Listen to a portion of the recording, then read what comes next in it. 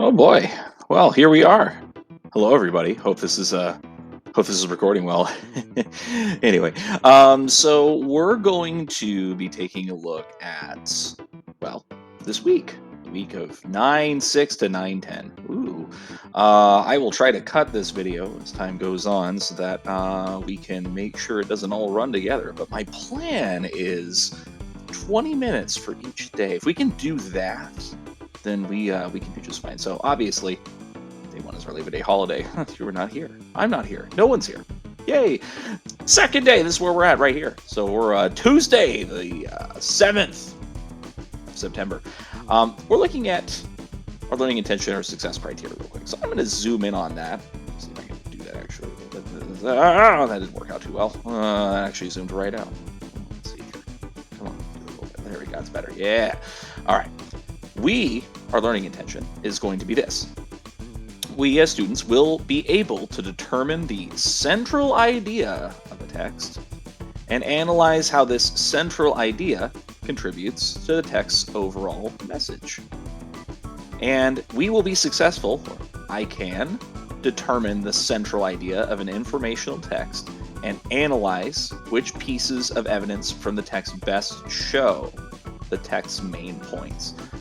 So this may seem a little bit confusing at first, but honestly what we're really focusing on doing is looking at a text, looking at an informational text, some text that tells us something, and figure out what's the best to pull from this to show, what the main points are. Basically, I think of this as an elevator pitch. If you are going up an elevator, right, with some person, and you had to tell them 30 seconds what the main point of what you're trying to say is, then you'd be able to find the main idea, right? The central idea. You want to get to the main point. So we want to get to the main points of this. Now, before we dive into that, though, we're going to take a little bit of a look at the intro to the article, How Do We Tell Right from Wrong, which should be right here. Yeah. Oh, there we go. All right, now if I can just get my zoom to not be crazy on this. Let's find out. Let's see. This is a work in progress. Let's see. Forward and back. Nope. Oh well. Oh well. That's not a big deal. I'll fix that later. So, Unit 1, looking at bad behavior. How can we tell right from wrong? Make a big zoom right here. Let's see. Go right about there. That's even worse. I'm doing this in real time if you can't tell. It's 50. Yeah, 50% on me. Okay, so today we're going to read this article. How do we tell right from wrong? This article is dealing with this fancy psychiatrist, psychologist person, Lawrence Kohlberg, his 6 stages of moral development. Basically, this dude, as we're going to find, is talking about how there's 6 stages of moral development, which is how we develop as people to not, kill each other and things. And how do we tell what is wrong or what is right? So, here's what we're going to learn. Dr. Lawrence Kohlberg was an American psychologist. Who was? Hope he didn't get fired. Anyway, he was an American psychologist, best known for his research about how a person's views on right and wrong can change over the course of their life. So things can change, right? Maybe as we get younger, or as we get older, right? Not younger. As we go from young to old, things can change, right? Over the course of our life, how we feel about it. So that's kind of what it's dealing with here. So we're going to watch a short video clip about the decision between right and wrong. I have no idea if this clip is going to play with the sound. This is an experiment for all of us. We're going to see if it does. If it doesn't, this would be where I would pause this video and show you this clip. So we're going to try it out. We're going to see if it works. Let's give it a shot. Let's see if it works, please. Oh, no. Come on, you can do it. You can do it. Oh, come on.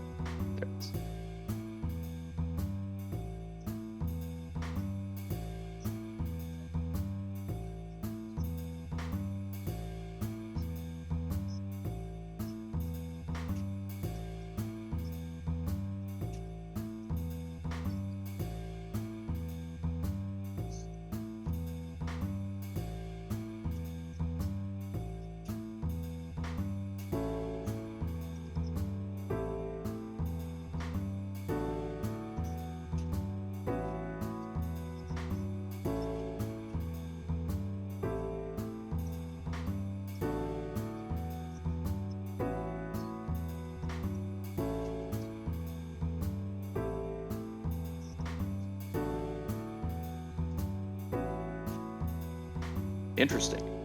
So, what should Heinz do here, right? I'm going to pause this for a moment. Hopefully it won't cut for a second. We'll just find out. Okay. So that clip didn't work probably if I tried playing it, but we could watch it, or I probably paused it anyway. So after we watch that, right, we watched that clip about that guy who didn't have enough money to buy medicine for his wife so that she could live. So what should Heinz do? This is something that I want you to share your opinion, right? Do you think that A, Heinz should secretly steal the drug since the company is wrong? Ooh, maybe he takes it. Do you think Heinz should not steal the drug since he would be breaking the law, right? You think like, no, that's wrong, it's illegal. Or do you think C, Heinz should steal the drug but confess and accept any punishment? So what do you think Heinz should do here, right? A little bit of a recap. This company made this amazing drug that is going to cure his wife, right? This amazing cure for his wife who's sick.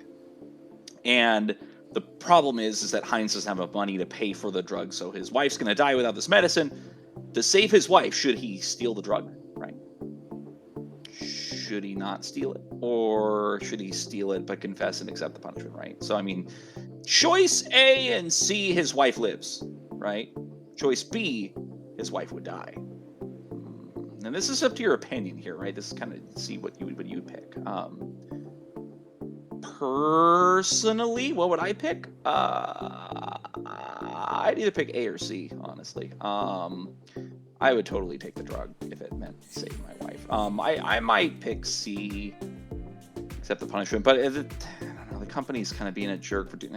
I'm between A and C. That's my personal opinion. So, how did you choose? How did you decide which choice was right?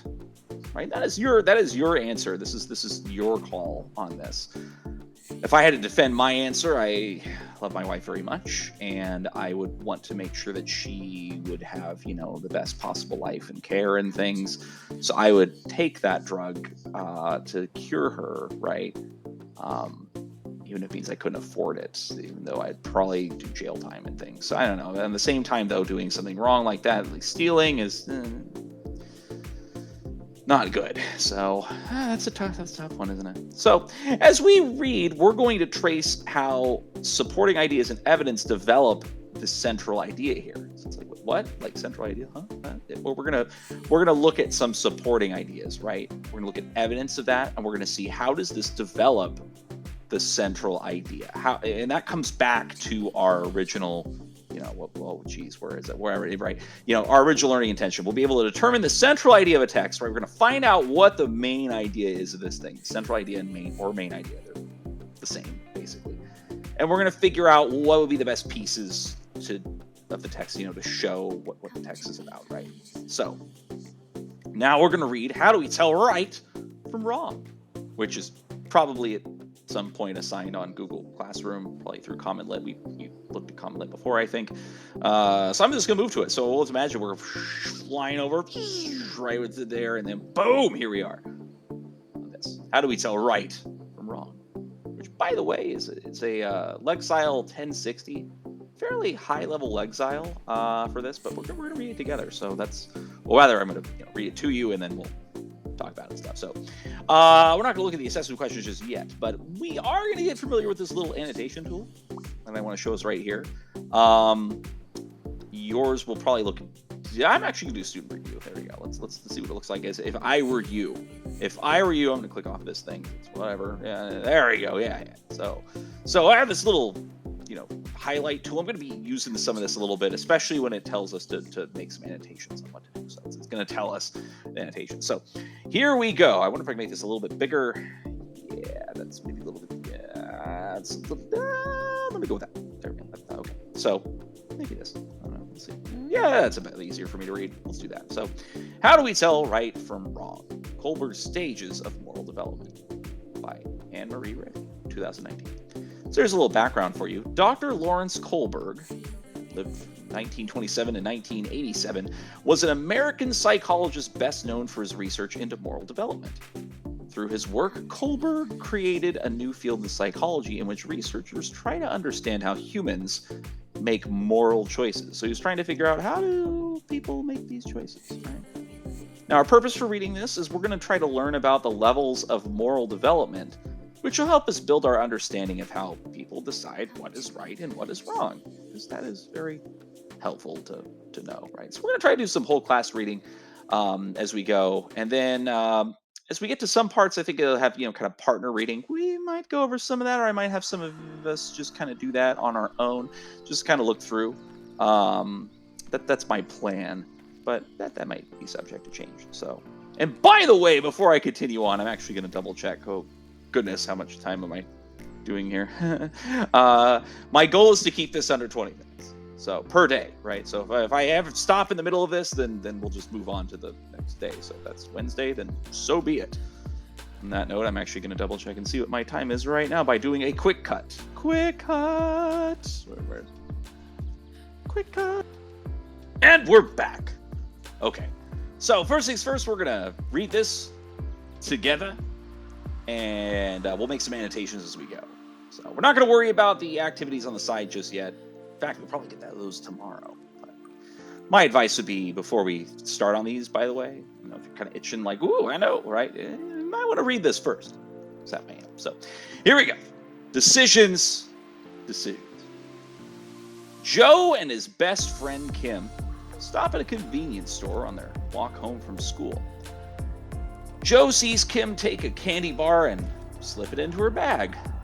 Then Kim walks quickly out the door without paying.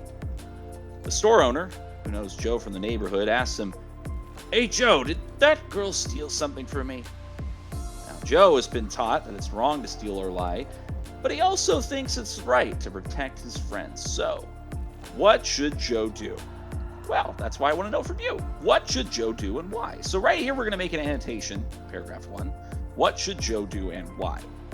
I will do it with you here. So you can use this little text tool up here, boop, boop, to do that. Select the text to highlight or add annotations. So it says right here, soon the annotation is saved, but teacher annotations will not. Ah, dang it. Oh, well, yours will.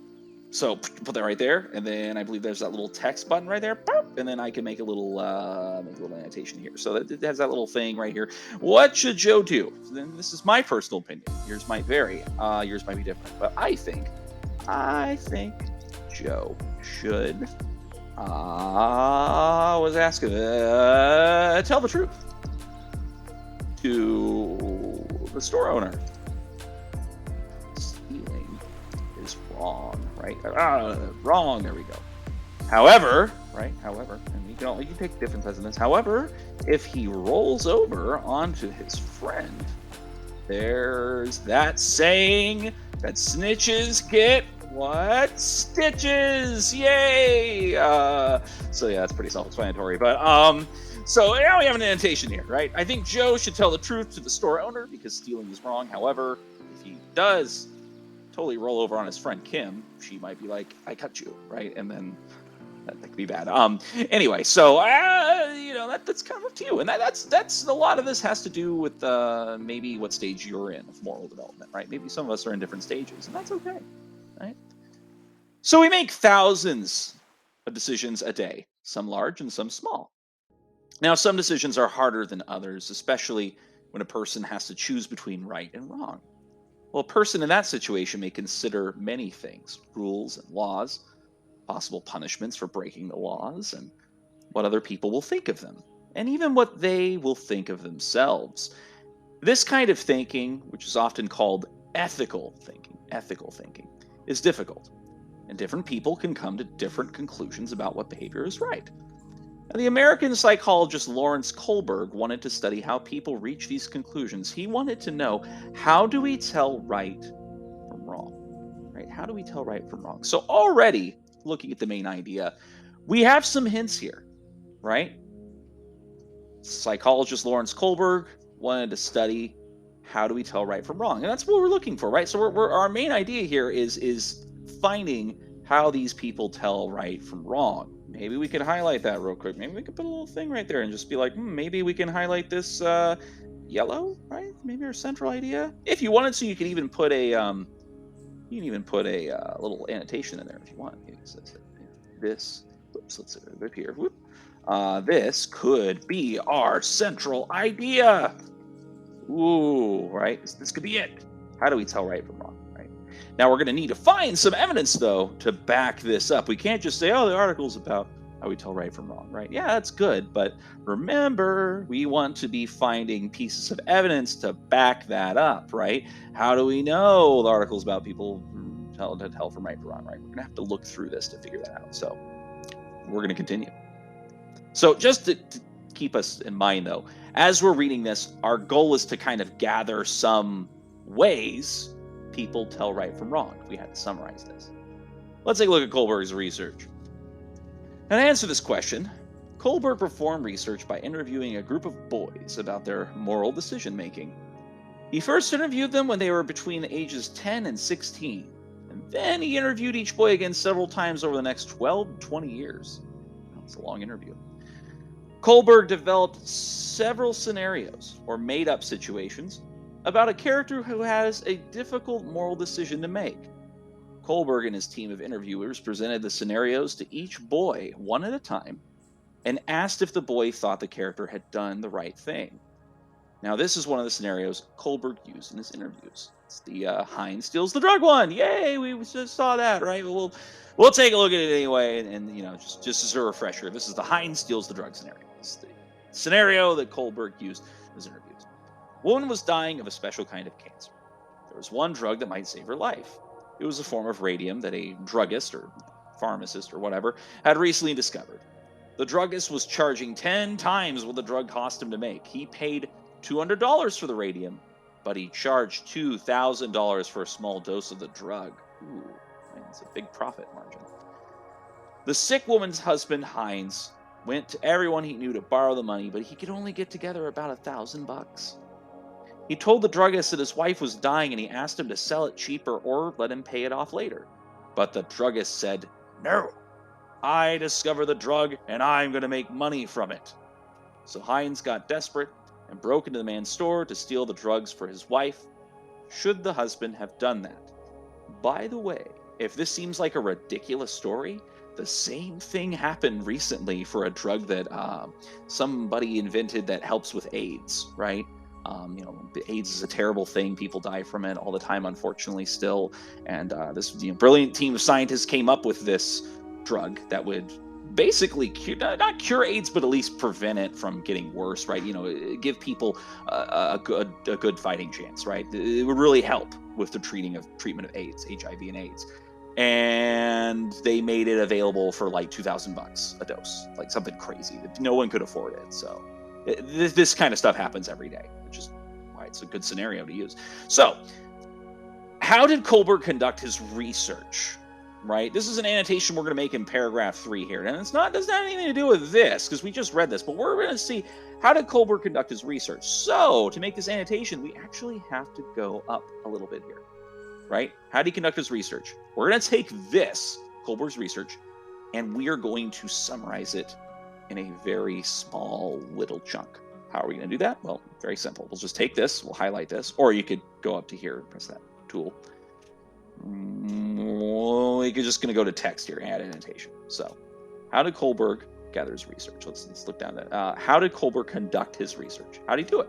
Now, we could take this whole thing and copy and paste it and put it in there, and that wouldn't do anything. That's not summing it up. You maybe need to summarize this. We need to take the most important information between this. So we could say, if I can spell that, Kohlberg interviewed groups of boys about various decisions they would make, then continued to interview them again for the next 20 years or so, whatever, right? That ought to be good enough. So we took this, right? This whole thing, which is like, multiple sentences, blah, blah, blah, for 4 or 5, a bunch of lines, right? It's over 10 lines. We took this over 10 line thing, it's like, right? And then we made this, right? Kohlberg interviewed groups of boys and asking about what decisions they would make, right? And then interview them again. This right here, this is shorter than this. And that is the idea of a summary, is that you want to make it shorter, right? Get this edit thing up here. There we go. Okay, I'm done. you want to make this shorter than this, right? If you're just summing up, and you can sum it up right to the side, right? Sum it up right to the side. So that's what's having us do. So we're gonna read this last little part, and then we're gonna get to the partner reading, which I'm gonna make you read. Sorry, but first we're gonna have some little more annotation. So as we continue, here we go. As we continue, and I'm going to cut for just a moment on that. Actually, cutting in 3, 2, 1, cutting.